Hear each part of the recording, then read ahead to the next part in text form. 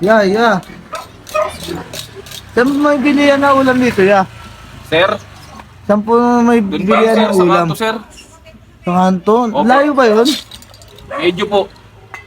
Gugutom na kami. Gagap kang ulam eh. Sakto nagluluto Yung ka. iba kasi nagtitinda dito sir, nagsara na eh. Kasi na-bankrupt. Sakto nagluluto ka. Opo, sa amo ko to sir. Pwede po ba makabili, sir? Naghanap po kami ulam eh. Ay sir, hindi ko po ito pinagbibili sir. Baka pagalitan ako sir ng amo ko. Wala po kasi magbili ng ulam eh. Kasi sakto na natry namin, nagluluto ko eh.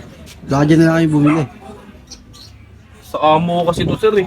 Baka mapagalitan po ako eh. Kuya, umawa ka na yan. Nagugutom na kami eh. Ano ba yung ulam na niluluto mo yan? Parating natin kasi yun eh. May binili lang siya. May dinila pa kami tasa, sir oh. Para ano, bibili kami kasi ulam eh. Kaso wala kayong mabilan eh. Hilahin nyo na namin eh. Yun po ba sa unahan, wala kayong mabili? Wala kang Wala nga po makita dun eh. Kasi sakto nakita namin nagluluto. Baka akala namin binibenta mo po yan.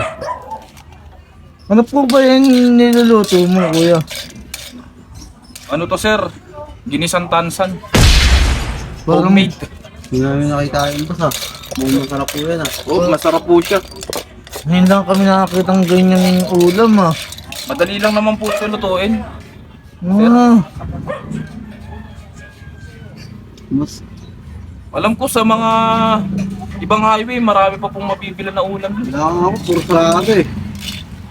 Sarado. Opo. Barato po lahat eh. Ang inaalala ko lang kasi baka dumating bigla yung amo ko. Kuya. Mapagalitan ako. Di ba bayaran naman namin yun? Hindi lang po kami namin Hindi ko naman kailangan ng bayad nyo. Ang sa akin lang kasi mamaya makita kayo na binigyan ko kayo ng ulam. Mayari ako. Matanggal pa ako dahil sa inyo. Kahit konti lang boss.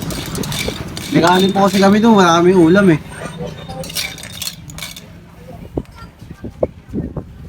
O kasi dumating na yun eh. Hindi boss. Tatago naman namin boss eh.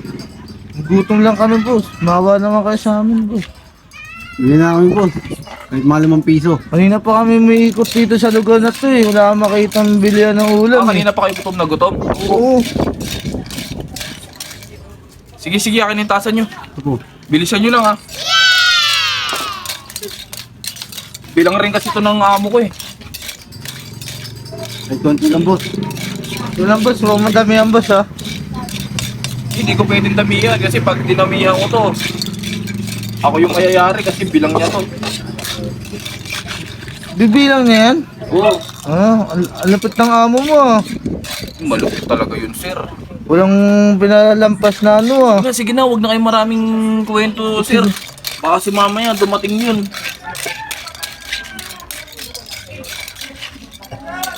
Tama na yun, baka mapagalitan ka na.